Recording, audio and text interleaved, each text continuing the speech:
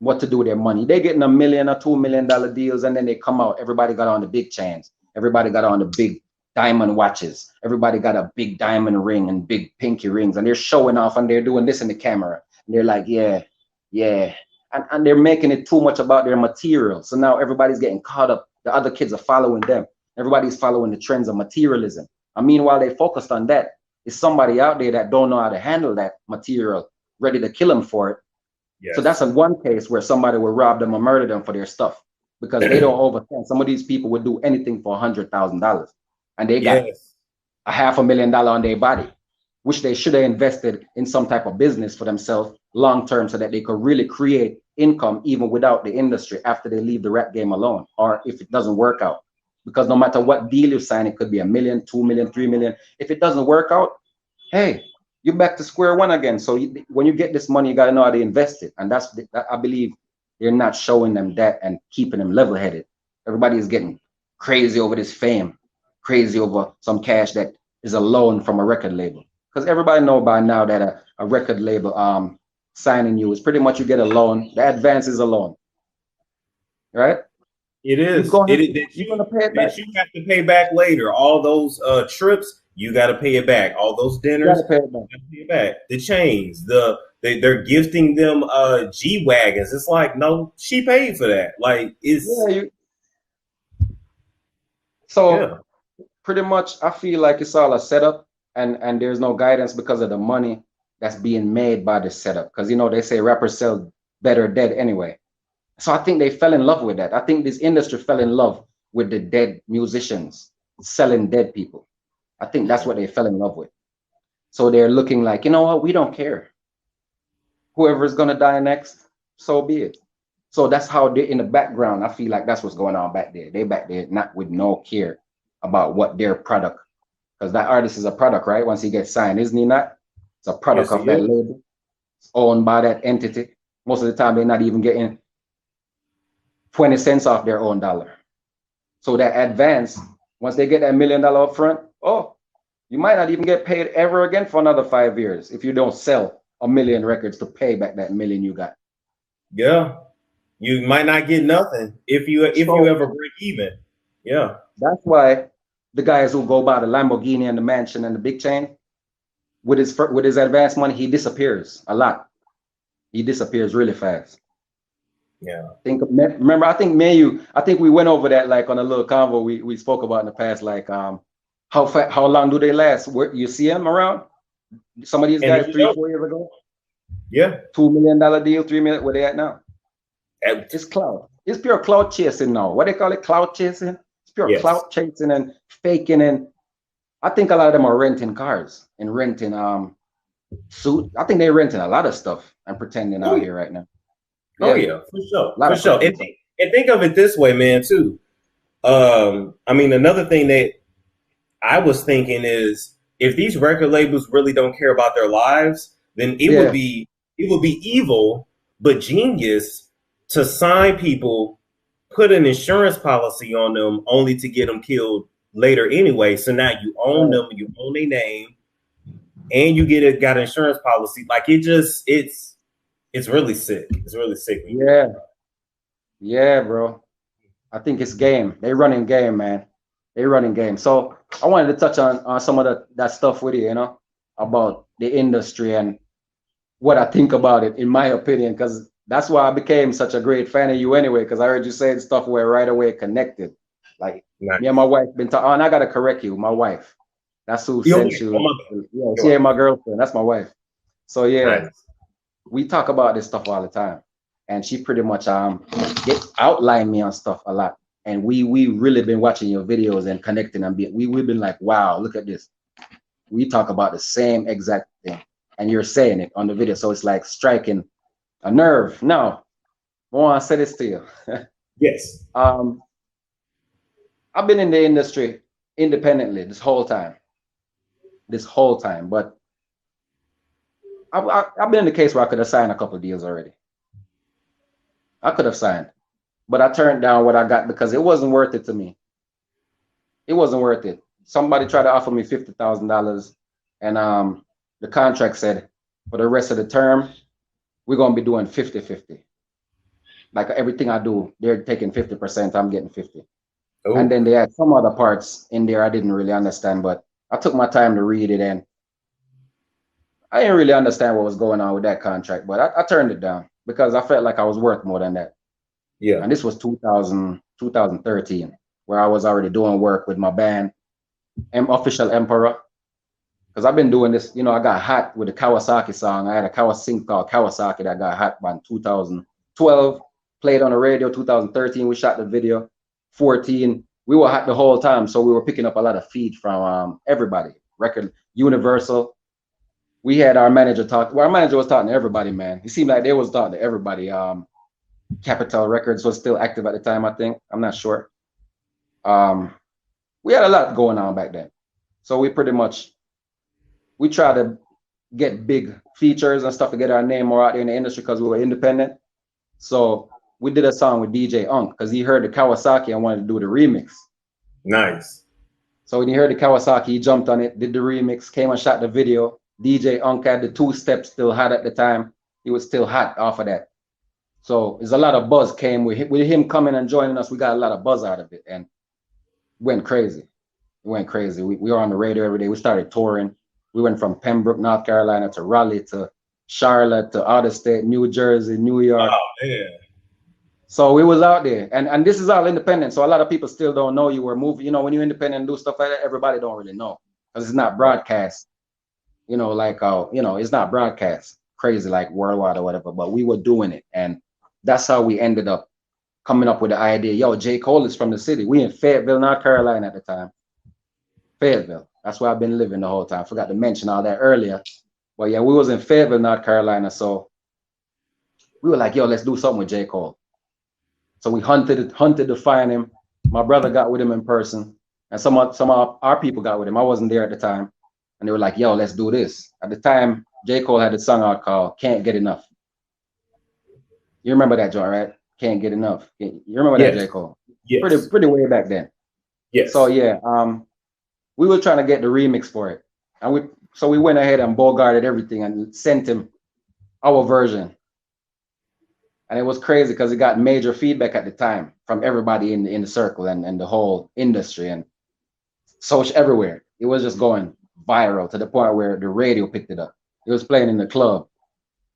So it seemed like everybody jumped on deck and was willing to do the work with us and work with us, but some type of background stuff happened at that time with Rock Nation.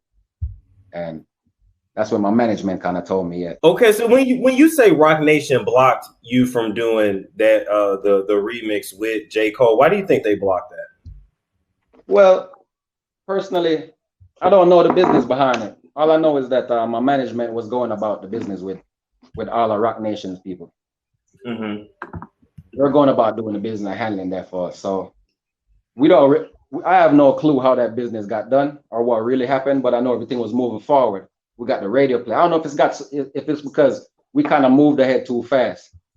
Maybe it went viral too fast or something. And they didn't want to work with us because we already had connections set up because our management team at the time was connected with everybody. Bad bitch, are you a bad bitch? Are you a bad bitch? Is you a savage? Now, whether you are a bad bitch or whatever you want to refer to yourself as, I am here to talk to you today about a book called Bad Bitches and Power Pitches that is authored by Precious Williams. Now, one of the biggest differences in life between you and your competitors, I don't give a damn if you're going for a promotion, if you're trying to sell your business or anything, is the ability to effectively communicate.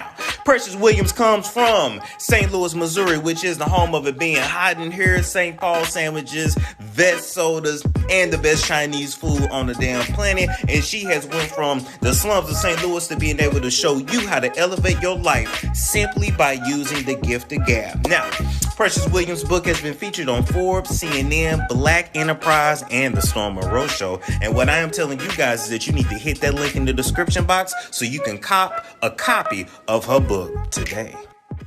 Okay.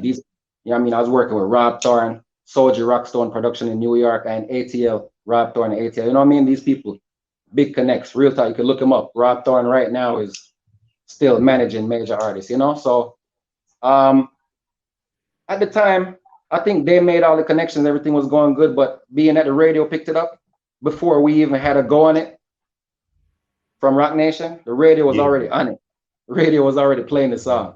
It was already played in the clubs. All of that was already happening. So it was moving too fast, I think. So by the time the management team got to them and tried to get the connection with Rock Nation to do an actual, get the remix out there for real, video and everything with J. Cole, I think they shut it down because of the whatever relationship. Yeah, I think something happened that we didn't know about. That's all we got is the info back then. It didn't work out for us to actually do it for real, but it was on the route. So, that's one setback. And I was interested in that because I'm just like, well, dang, why wouldn't they take that opportunity? Because it's like y'all could have made the songs even bigger. But I mean, I don't know. That's who really knows. And so tell me, once that went down, what was next for you after that? Hey man, I had a lot of touring. I kept on touring, doing shows, kept on performing all over the place. I just took the road, man. That's all I did is tour and talk real stuff and pretty much do what you're doing right now, blast the industry and call out the fake stuff I see. I've been doing that for years. So, that's why I'm like, it's a lot of interesting topics we could touch because I know you got them questions for me and on certain things. But yeah, all I did was tour and continue doing music and create songs. I'm a creator. I'm a song creator. So all I do is write my songs and produce them, get to where I want. Because that's my business. My main business is creating music. First and foremost, I'm an artist, songwriter, performer first. And I love doing the reggae, dancehall, rap. So I just continue doing it. That's where my passion is at. So I stayed in it independently. Though a lot of people came to me, yo, you ain't got no deal? Because the way I spit, and the way I make songs, it would sound like I have a deal already. It sounds very professional. Okay. So I took a professional aspect. I moved on a professional level for a long time now. Like I say stuff like I practiced when I knew I wanted to open shows with it. So I did it like, run it like a marathon, me no pep powder pampa man, me travel with the contraband to put the seed them on the land of weed that come from Amsterdam, some man knock off a Babylon, and Babylon, so I smell it and say, whoa, na. Stuff like that. Like that would be like a signature for me to do on an opening of a show. And like I practiced being great for a long time. So over that time, I really got to this level where, people were like, yo, everywhere I go, I got that feedback. Like, yo, you're amazing, So I think it comes with you making yourself great back home. And then when you go out there, you already got it because you know what I'm saying? You put on. Yeah, it's the discipline in perfecting your craft. Right. You get that down packed when the opportunities present themselves, you're always ready. But I gotta ask you this. You said we blasting out some fake stuff. So let's just talk about it, man. What do you feel about the COVID-19 virus? They're talking about doing another lockdown in the US next year for 6 weeks. Do you think this virus is real? What are your thoughts? That's crazy, bro. We were just talking about this with my wife, bro. I think I think it's a scam somewhat, but I'm gonna be honest with you. Like I really think it's a planned out, it's a part of the pandemic. I just think it's a pandemic, and they're using it to wipe out who they can. That's what I think. I think it's aimed. I think it's targeted. If it's real as people think it is, I think it's targeted.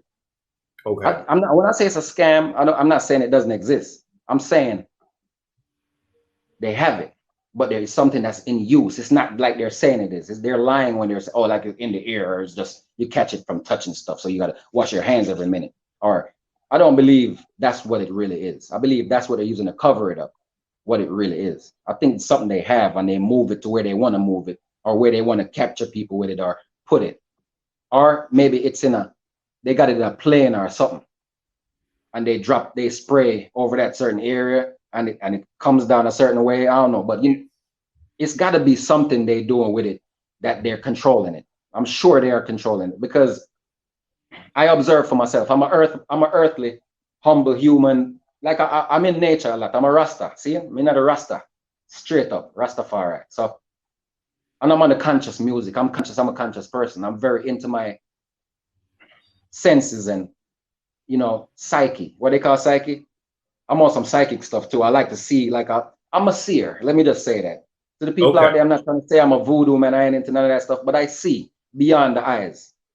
I see beyond these two eyes. I like to use my mind and meditate and look on the inside of me where everything is. So I find out the outside. So everything on the fake, I see it immediately. Everything that's fake, because I look on the real. Nice. Inside of me, the flowers, the trees, the sun, the ocean, all of this beautiful stuff on earth shows you the truth. The earth shows you the truth. Right now, that beautiful plant right there is showing me more truth than what they're talking about with that virus.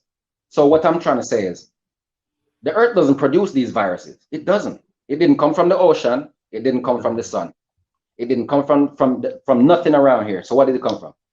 What this virus came? Man-made. As always, is all sickness and all pillaging. Like we said, I'm looking around from America to North Carolina, Fayetteville to South Carolina, Fort Jackson, Georgia, Fort Benning, because I was in the military at one point, moving around, and I haven't seen one devil with a horn yet chasing nobody with a fork. Oh, hell for you, boy.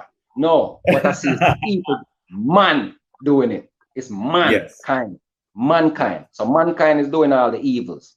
They're the ones that's doing the evils and pretending that we got some type of other devil out here that's haunting us. But really, it's their spirit that's bad. It's their bad, negative vibrations that they won't control and learn to grab it by the horns and control it. Because all of us got bad in us if we let ourselves get bad. It's like making a choice. Like, yo, I don't want to be good no more. I just want to hurt people. You really could make that choice. And you really could lose it and do that. And people do that. So that's what's going on. I think man is the one that's causing all this. So let's get back to the topic you say about this virus now. That's why I even went there with that. I think man decided, he wanted to control a lot of people. And without doing these things, he can't control nobody. I think that's why they're jumping up to pretend like this is such a real thing when they have control of it, just like they did AIDS in the lab. They made that stuff in the lab and they're using it to wipe out people, because right now, in my opinion, and from my studies, I believe we're in a depopulation agenda right now. I'm glad you said that. It's totally a depopulation agenda, and really they want to get rid of the quote unquote undesirable people to just have a society full of the people that run things and the ones they can control. They don't exactly exactly. So and I told somebody about this a while back, like, yo, I seen Bill Gates and a couple other billionaires. I'm not sure who was there, but they had this little table and around. It was like years ago, 6 years ago. They had this conversation about the world is overpopulated and how we're running out of the world's resources and we don't have this. I heard them mention about they don't have this and we're running out of that and we need to get rid of a certain amount of the people because they're the ones sucking up the earth's resources. Now with some billionaires saying that, what that tells you, it tells you that they're making plans. Yeah, they're making plans to try, and what they got, a lot of money. And what they could do with a lot of money is create machines and stuff that destroy people, even without the people knowing. So now they came with that 5G, right? Remember, they were all 5G, 5G. Remember that? I'm gonna ask you a question. Yes. I want to ask you this, and I want to ask the audience too. Remember, they were all 5G race. Remember, it was everybody fighting about 5G. It was 5G was the topic, heavy, 2019. What happened? It seemed like 5G is regular. It seemed worse than 4G. Y'all ain't. I don't see nobody teleporting. I don't see nobody jumping through no screen. Whoop! Y'all act like 5G was gonna make the world like, oh my God, we're gonna float now. We could fly with 5G. It's gonna give you a cape on your back. 5G. I thought.